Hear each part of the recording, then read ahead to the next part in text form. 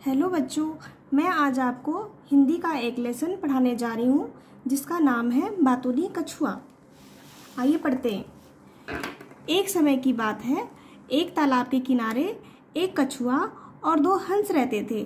कछुआ बहुत बातूनी था और बिना थके बोलता जाता था। कभी कभी हंस उसकी बातों से तंग आ जाते थे, लेकिन वह चुप रहने का नाम ही नहीं लेता।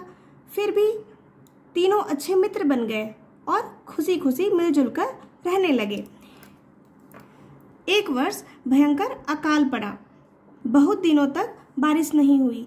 सभी खेत खलिहान तालाब सूख गए। सारे जानवर पानी की कमी और भीषण गर्मी से मरने लगे। अनेक तो तालाब छोड़कर दूसरी जगह भी चले गए, जहां पर पानी और हरे भरे खेत खलिहान थे। तीनों मित्रों ने भी तालाब छोड़कर कहीं और जाने का फैसला किया, लेकिन यह काम आसान नहीं था। हंस तो उड़कर जा सकते थे, मगर कछुआ, उसे तो दूसरी जगह पहुंचने में बहुत समय लग जाता ना। तीनों ने इस विषय पर बहुत सोच विचार किया। अंततः एक रास्ता सामने आ ही गया।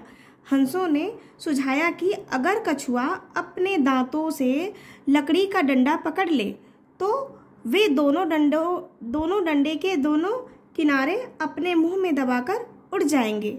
उन्होंने कछुए से कहा कि यात्रा के दौरान उसे बिल्कुल चुप रहना होगा। उसने हंसों को वचन दिया कि वह पूरे रास्ते नहीं बोलेगा। जब जान पर बात आ जाए तो सब कुछ करना पड़ता है ना। एक सुबह उन्होंने तालाब से जाने का विचार किया। हंसों ने अपने चोंच में लकड़ी का डंडा पकड़ लिया और कछुआ डंडे के बीच वाले हिस्से को दांतों में पकड़कर लटक गया। हंस बहुत ऊंचे उड़ते हुए पहाड़, खेत, मैदान के ऊपर से जा रहे थे। जब वे एक गांव से गुजरे तो वहां के लोग हैरान रह गए।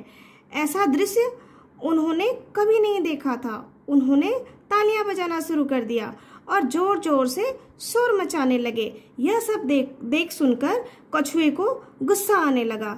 उसे लगा कि उन्हें चुप कराने के लिए उसे ही कुछ करना होगा। जैसे ही कुछ कहने के लिए उसने मुंह खोला, डंडे पर से उसकी पकड़ छूट गई। वह धड़ाम से धरती पर जा गिरा।